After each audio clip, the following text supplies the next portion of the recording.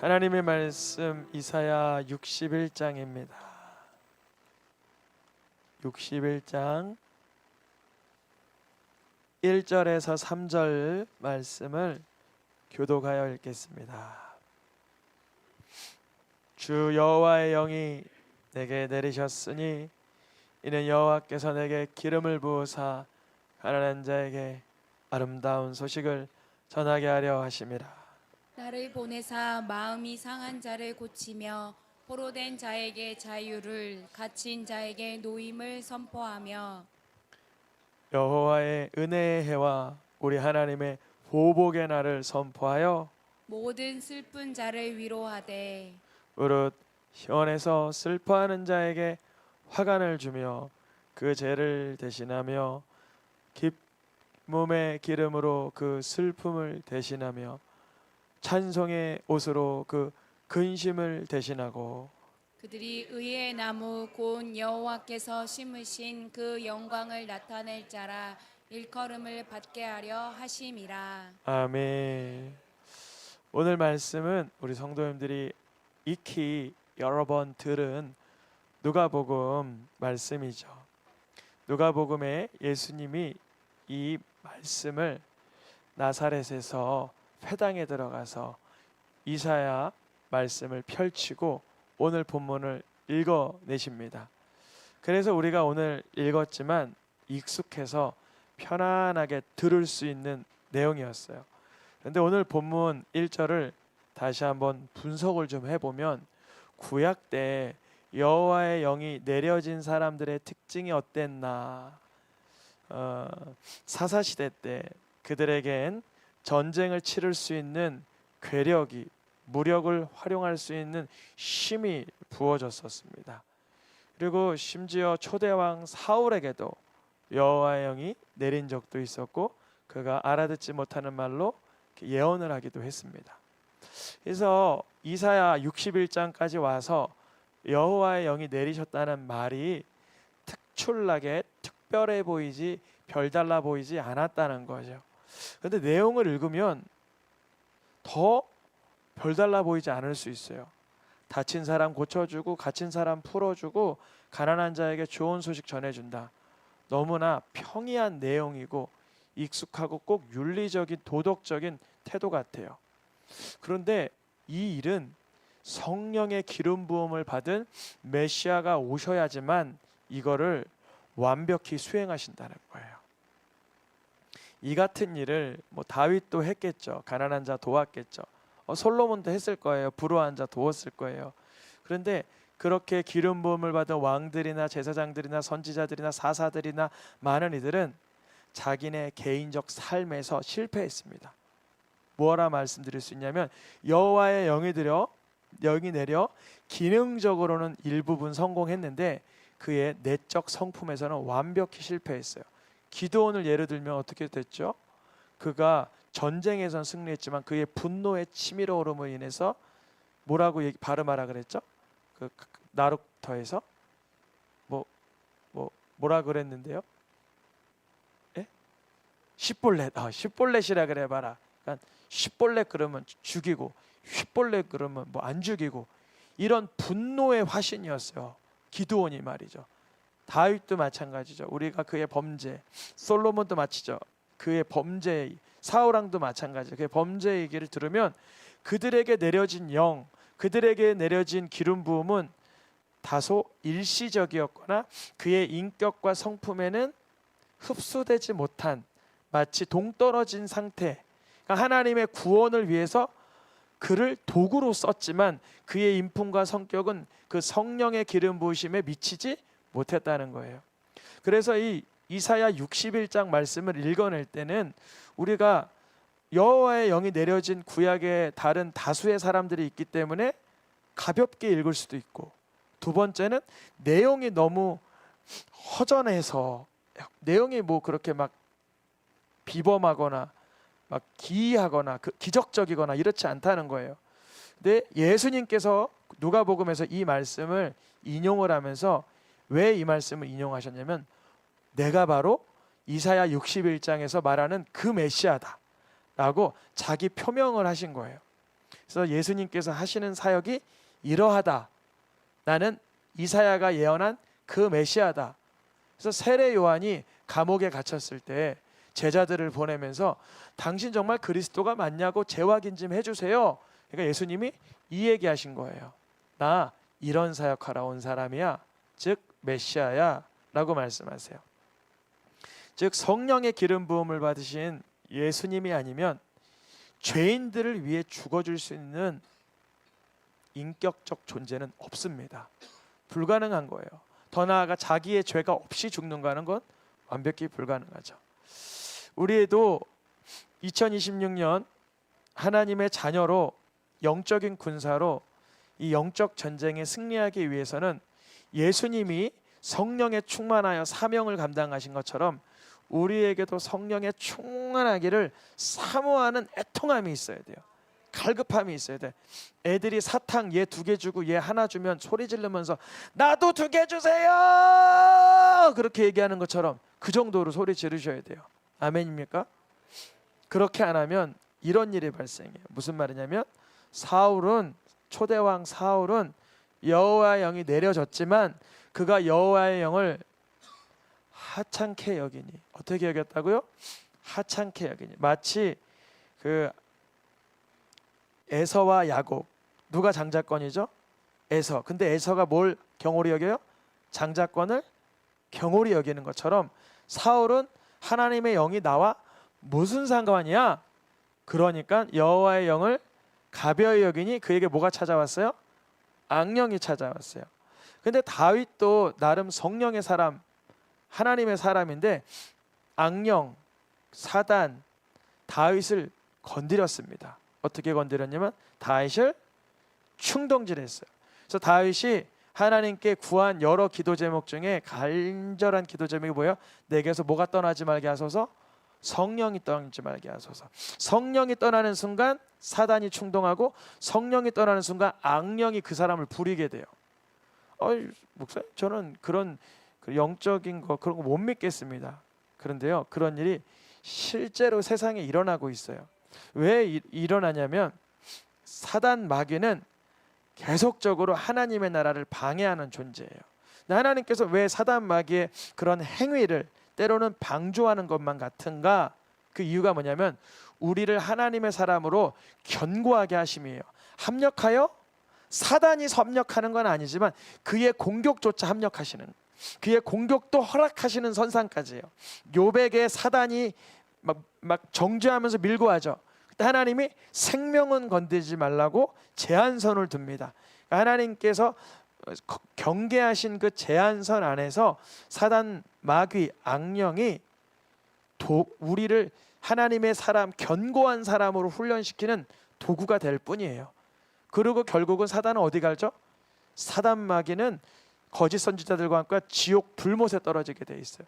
근데 우리가 만약에 사단, 마귀, 악령에 휘청거리고 거기에 붙들려 버리면 어디 가는 거예요? 지옥 가는 거죠. 그러면 지옥 안 가려면 어떻게 해야 돼요? 악령, 사단을 이기는 영이 있어야죠. 그 영은 성령. 예수님이 나의 구주이심을 실토할 때 악령이, 사단이 떠나가게 하시는 줄 믿습니다. 예수님께서 이렇게 말씀하시는 거예요. 성령이 너희에게 임하여서 귀신을 쫓아내는 체험을 하게 되면 하나님의 나라를 맛을 보게 된다. 우리 성도님들 언제 귀신이 내게 틈탔다라고 이렇게 체크가 될까요? 하나님 말씀의 반대 선상에 서 있는데 그게 너무 활달하게 역동적이고 그걸 내가 너무 그 안에서 있을 때 마치 순간적으로 이렇게 분이 올라올 수는 있지만 그 분이 정말 머리에 끝까지 올라가서 쭈뼛쭈뼛 쓸 정도로 나를 장악을 했어요. 그럼 그때 귀신을 어디에서 쫓아야 돼요? 어디에서 쫓아요? 너 왜 내 머리를 쭈뼛 쓰게 했어? 당신이 귀신이야 이래야 돼요? 아니죠. 어디에 있는 거예요 지금? 내 속에서 공격하는 거잖아요. 내가 낙심을 했어요. 푸념을 해요. 절망을 해요. 근심을 해요. 염려를 깊이 빠져들어가요.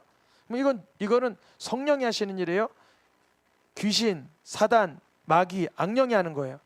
귀신, 사단, 마귀, 악령이 우리 속에 염려라는 그 어떤 통로, 가룟 유다에게 사단이 뭘 집어넣었다 그래요? 생각을 집어넣었다 그래요. 어떤 생각? 예수님을 팔아버리는 생각. 그러니까 사단 마귀는 생각도 사용하고 감정도 사용하고 의지도 사용하고 환경도 사용하고 다 사용해요. 뭐 IQ가 누가 그러는데 3000이래요. 사단 마귀 머리는 못 당해요. 그러니까 어떻게 해야 되냐면 좀 억지로라도 예수님의 이름을 계속 불러야 돼요. 예수님을. 저도 아까 이렇게 설교 준비하다가 뭐가 이렇게 잘 좀 안 돼서 예수 이름을 계속 불렀어 30분 동안. 근데 주님이 내 속에서 이런 말씀을 주신 것 같아. 내가 너를 위해 생명 바쳐 사랑하는데 뭐가 그렇게 근심이고 뭐가 그렇게 마음이 어둡니? 이렇게 말씀하시는 것 같아요. 느낌이에요. 그래서 맞아요. 탁 털어버리고 또 말씀에 집중할 수가 있어요. 근데 제가 만약에 그런 염려, 근심 계속 빠져들어가요. 그러면 성도님들께 제가 설교를 할 수가 없겠죠. 제가 어떤 때는 설교할 때 올라왔는데 까말 때가 있어요. 뭐 많이 있지는 않는데 뭐 한 100번에 한 번 정도 갑자기 까매질 때가 있어요. 그럼 까매지면 멍한 거예요. 마치 학원에서 선생님들이 학원 가르치는 거는 지식으로 할 수 있지만 영적인 건 성령님이 내 속에 감동하여 주시고 깨닫게 하지 않으면 전할 게 없는 거예요. 양식이 없는 거예요. 성령을 힘입어 귀신을 어디에서? 내 감정에서, 내 상상력에서, 내 염려에서, 생각에서 쫓아내라. 그럴 때 하나님의 나라를 경험해라. 귀신이 떠나갔네. 그런 정도로 기뻐하지 말고 뭘로 기뻐해라? 하늘에 내 이름이 생명책에 기록된 그 확신을 가지고 누려라. 이거예요. 우리는 지금 이미와 아직, 벌써와 아직 이 사이에 살아요. 무슨 말이냐면 하나님 나라 입장에서 이미 우리를 자녀라고 하셨어요. 그러니까 생명이 끊어지는 그 순간 어디에 입성해요? 천국에 입성하죠. 걱정할 것은 없어요. 그러나 땅에 있는 동안, 이 땅에 있는 동안, 살아있는 동안 사단 마귀는 이런 계획인 거예요. 너가 죽어서 천국 가는 건 알아. 근데 그건 생각하지 마. 그리고 이 땅에서 나와 한번 계속 실갱이 좀 해보자.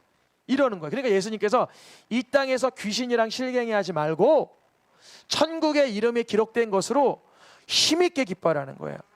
그러니까 성령의 충만함을 얕게 가져서 귀신과 밀고 당기고 그러지 말고 충만할 때는 귀신이 건드릴 수도 없는 거죠. 한 길로 왔다가 도망가죠.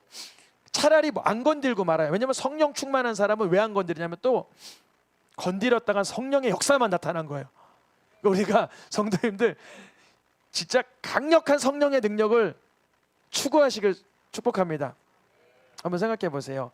아나니아가 자기 재산을 다 팔고 바칠 때 좋은 거예요, 나쁜 거예요? 아예 그냥 그가 성령의 어떤 감동이라도 조금이라도 안 받았으면 그런 일 자체를 시작 안 하겠죠.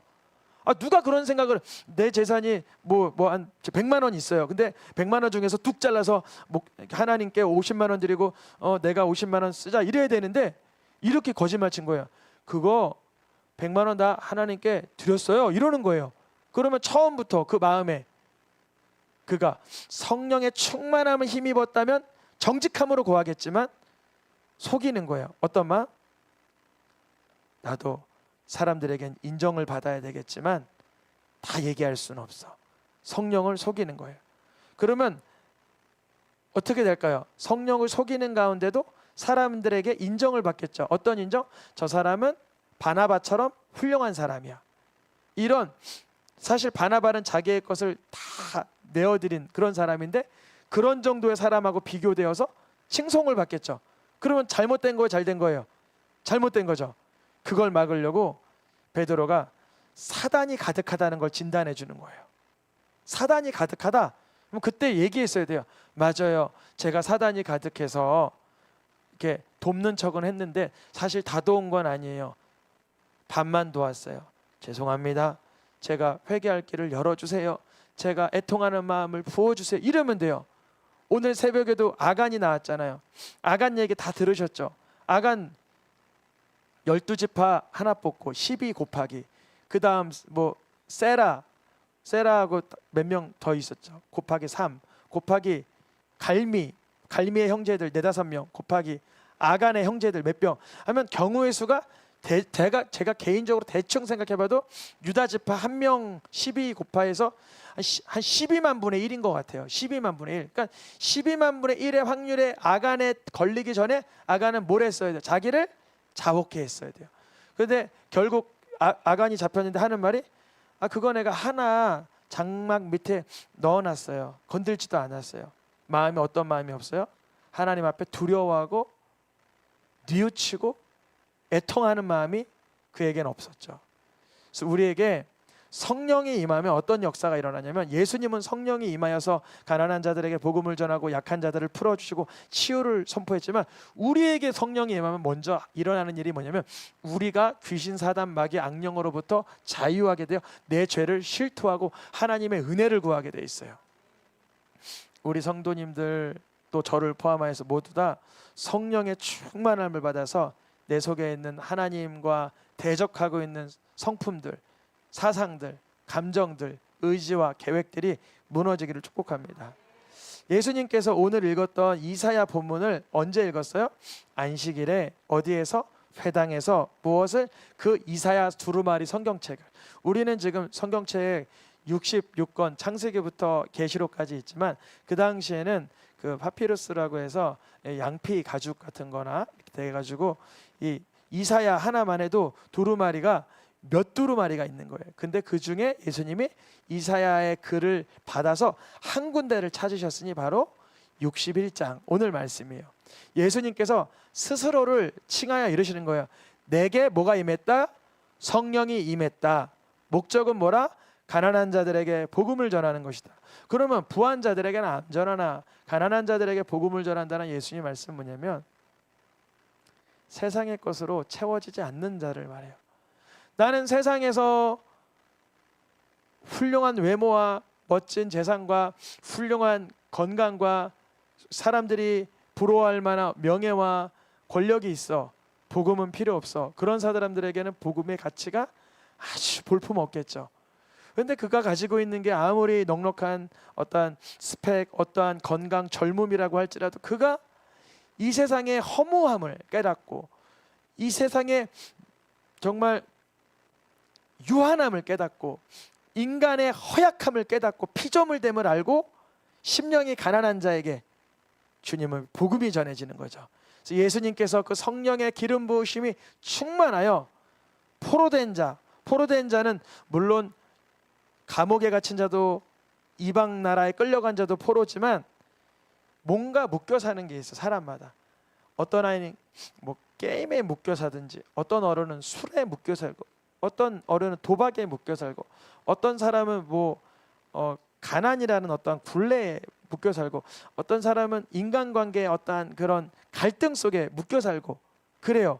근데 그런 자에게 자유를 어떻게 선포하냐면 그리스도의 복음을 깨닫게 하심으로 세상에 중독되고 묶이고 인이 박혔던 데서 끄집어내시는 거예요.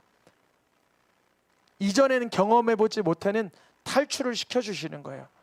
성도님들은 그런 분 한 분도 안 계시겠지만 내가 포로된 게 내가 묶인 데가 있단 말이에요. 어딘가 내가 이 마음을 판독기에 딱 올리면 마음이 어딘가 이게 끈으로 동아줄로 꽉 맡긴 데가 있어. 터질 것만 같아요.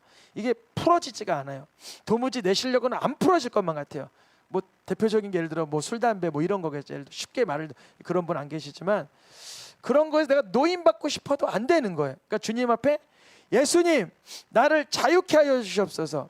제가 예전에 그런 일이 있어요. 고등학교 3학년 때 예수님을 인격적으로 만나고 제가 은어, 속어, 비어 이게 나쁘다고 악하다는 걸 깨달았어요. 고등학교 3학년 때. 근데 고등학생들 우리 여기 학생들도 있지만 얼마나 입이 남자애들이 걸걸해요.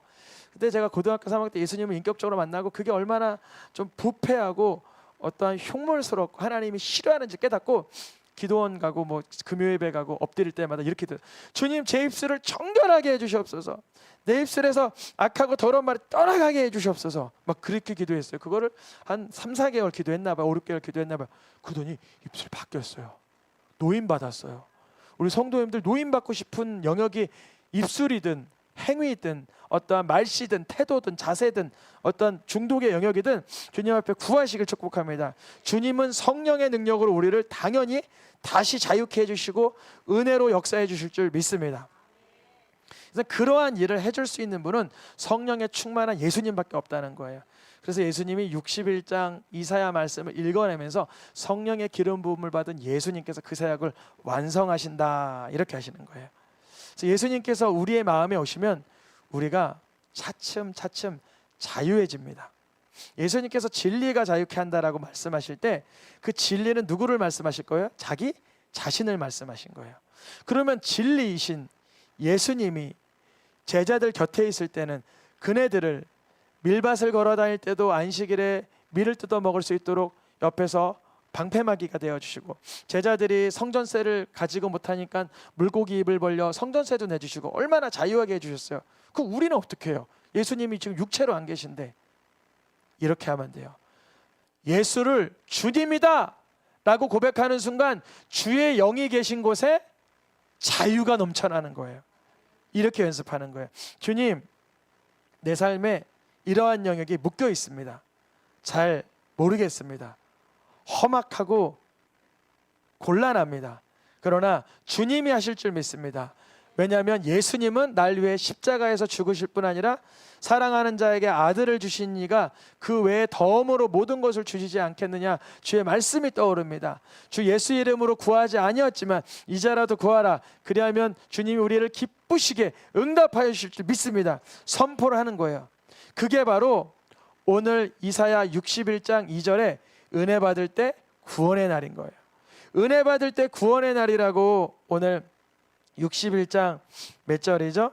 2절 말씀에 은혜와 위로의 날 부어주신다. 그 날이 언제냐면 예수님의 이름을 나의 구주라고 실행에 옮길 때, 실행에 옮기는 거예요. 주님, 내 눈앞에 보이는 현실이 암담하고 어렵고 불가능한 상황이지만 주님, 예수님은 나의 구주이시며 오늘이라도 나를 부르실 수 있는 나의 왕이십니다. 주님이 일하여 주시옵소서. 그럼 그때 주님이 어떤 방법인지는 다양하겠지만 은혜와 구원을 경험시켜 주시는 거예요. 예전에는 죄를 뒤지고 있던 사람에게는 뭐를 주세요? 화관으로 씌워. 이 죄가 화관이 되는 거예요. 어떤 사람 그랬잖아요. 아유, 금메달 못 땄네, 내가 떨어졌나 보다. 근데 판독기로 딱 판독을 해보니까 그 사람 앞날 그 어떤 그 스케이팅 날이 먼저 들어온 거예요. 그래서 그때 바뀌는 거죠. 우리의 삶에 역전의 은혜를 주님이 허락하시는 때가 있어요. 언제나 주님의 이름을 부르고 주를 기대하는 자는 거예요. 매 순간 그러는 거예요. 슬퍼하던 자에게 뭘로 기쁨을 주세요? 기쁨의 기름으로 그를 기름 부으시는 거예요. 슬픔이 차오르는 분 있으면 한번 연습해 보세요. 슬퍼요. 눈물이 막 날라 그래요. 그런데 눈물을 요만큼까지만 흘리다가 한번 이렇게 얘기해 보세요. 주님, 이 눈물이 성령의 능력으로 다른 사람에게도 기쁨에 흘러가는 강물이 되게 해 주시옵소서. 그럼 기쁨의 기름을 부어 주시는 거예요. 이전에 맛보지 못했던 하나님의 기적을 맛보게 하시는 거죠. 근심하던 자, 염려하던 자에게 뭐를 주세요? 찬송을 부르게 하세요. 참 저도 좋은 경험인데, 예전에 여기 동두천 하봉암에 살 때 교회하고 집에서 거리가 한 150m, 200m 멀진 않았는데 돌밭이 있었어요. 여러분, 돌 중에 던지면 불이 팍 터지는 그런 돌멩이 있는 거 아세요? 불이 탁 터져요. 밤에 저녁 예배 끝나고 집에 오면 어머님 기도하시고 뭐 형제들 뭐 다 가고 하면 집에 갈 때 껌껌한데 가로등도 없는데 그 돌을 딱 들면서 돌을 한 5개 들고 바닥에다 불을 터뜨리면서 뭐 내게 강 같은 평화, 마귀들과 싸울지라 막 찬양을 부르는 거예요. 그럼 뭐가 떠나가요? 마음에 근심과 염려와 두려움이 떠나가요. 그래서 그런 경험을 통해서 하나님께서 유다의 뜻이 뭐예요? 하나님을 찬양하라는 뜻인데, 찬양하는 자에게는 근심이 떠나가고 승리를 주시는 줄 믿습니다. 그래서 예수님이 하시는 일이 뭐냐면 죄를 뒤집으시고 슬픔에 차오르고 근심이 넉넉한 사람들을 의의 나무로 바꿔주신다는 거예요. 의의 나무. 또 바꿔주시는 게 뭐예요? 우리의 삶이 황폐하였던 집이 있어요. 어떤 집은 들어가면 집이 와해 황폐해요. 어떤 성령의 어떤 역사가 안 보이고 황폐해, 어떤 척박할 수 있어요. 그러나 주님은 황폐하고 무너졌던 것들을 뭐 하신대요? 다시 쌓고 일으키시고 중수하실 수 있는 그리스도라는 거예요. 어떤 무너진 인생이라도.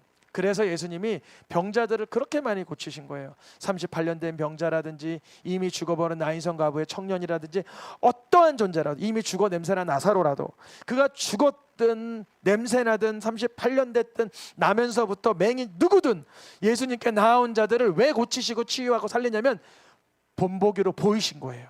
그러니까 우리의 삶이 무너지고 냄새나고 쓰러지고 죽은 것만 같을 때 구하라는 거예요. 그러면 주님이 쌓고 일으키시고 기쁨으로 바꾸시고 찬송으로 바꾸신 거예요. 우리의 호칭을 뭘로 바꾸신다고 기록되어 있냐면 녹색 글씨를 읽어보겠습니다. 여호와의 제사장이라, 하나님의 봉사자라라고 우리의 그 직분을 바꿔주신다는 거예요. 예전엔 죄 짓는 직분이고 예전에는 예수님 만나기 전에는 세속적 직분이었다면 하나님을 예배하게 하는 예배자라, 하나님의 일을 섬기는 봉사자라고 우리의 호칭을, 직분을 바꿔주십니다. 우리가 주님의 일을 할 때 우리의 삶에 부끄러웠던, 능욕받고 수치스러웠던 것들을 보상을 더블로 주신다는 거예요. 더블로. 예수님의 이름 부를 때 이런 거 있어요. 어떤 분이 예수님을 몰라서 많이 넘어져 있다면 반대로 예수님의 이름을 부르면 그가 일어날 그 간극, 그 갭, 그 단계가 확 벌어지는 거예요. 죄가 많은 곳에 은혜가 더하는 거예요. 우리가 수치가 있고 낙심하고 절망하고 염려가 많지만 주여 나를 붙들고 새롭게 하여 주시옵소서. 그러면 그때 즐거움과 기쁨이 갑절이나 넘치게 하시는 줄 믿습니다. 예수님께서 이 땅에 오셔서 메시아 되시고 성령을 능력으로 사명을 감당하실 수 있는 이유는 뭐냐면 그분으로 인하여 발생하는 결과가 이토록 탁월하기 때문에 주님이 감당하실 수 있을 거예요. 우리가 어떤 거를 희생하거나 투자할 때 그 투자와 희생하는 거에 대비 많은 것이 어떻게 되면 소망을 갖고 투자를 하잖아요. 예수님께서는 우리가 죄에 패배하고 묶여있고 어둠 가운데 쓰러져 있을 때 예수의 이름을 부르며 곧 반드시 일어나고 주님을 찬양하게 될 그 모습을 미리 보신 거예요. 너무 중요한 것입니다. 너무 중요한 거예요. 예수님이 61장에 그 성령 주 여호와의 영이 내게 임하였으니 이렇게 주님이 스스로를 나는 하나님이 기름 부으신 메시아라라고 선언하신 까닭은 뭘까요? 우리도 주 예수의 이름을 부르며 그 능력을 누리라고 하신 줄 믿습니다. 그 능력을 못 누릴 뻔하다가 누린 사람이 세례 요한이에요. 그가 감옥에 갇혔을 때 얼마나 절망스러웠겠어요. 곧 목이 잘려 죽잖아요. 그거를 그때 명확하게 알았는지 모르겠지만 그가 쟁반 위에 자기의 목이 올라가기 직전까지 예수님 정말 당신이 그리스도라면 나 이 한 목숨 왜 구하지 못하세요? 이런 느낌 아니겠어요? 왜 나 여기서 탈옥할 수 있도록, 여기서 내가 좀 족이 좀 먼저 좀 나올 수 있도록 그렇게 좀 안 되세요? 이런 느낌 아니겠어요? 그러나 주님은 얘기하시는 거죠. 이사야 61장 2절 말씀처럼 가난한 자에게 복음을 전하고 또 약한 자들에게 복음을 전하는 그러한 자가 바로 나다. 세례 요한이 앉는 거죠. 아, 불의한 인생 가운데 하나님을 경외함으로 죽는 것도 복이겠다. 그래서 천국에서 그 누구도 세례 요한보다 작은 자는 없는 거예요. 왜 그런지 아세요? 세례 요한은 예수님이 그리스도인가 아닌가 약간 갸우뚱하는 마음이 조금 있었어요. 근데 우리가 이제 이 자리에 예수님이 정확히 내 삶의 구세주요 그리스도라고 우린 다 알고 천국 가잖아요. 그러니까 세례 요한보다 우리가 다 큰 거예요. 아무리 작은 자라고 해도. 그런데 이렇게 또 반대로 물어볼 수 있는 거예요. 과연 내가 정말 예수님을 위기의 순간, 어둠의 순간, 절박한 순간 내 구주라고 그렇게 간곡히 토해내고 부르짖고 있는가? 내 성향, 성정, 내 성품을 돌아봐야 되겠죠. 우리의 속사람이 예수님을 부르는 자, 주님을 나의 그리스도로 선포하는 자가 되시기를 축복합니다.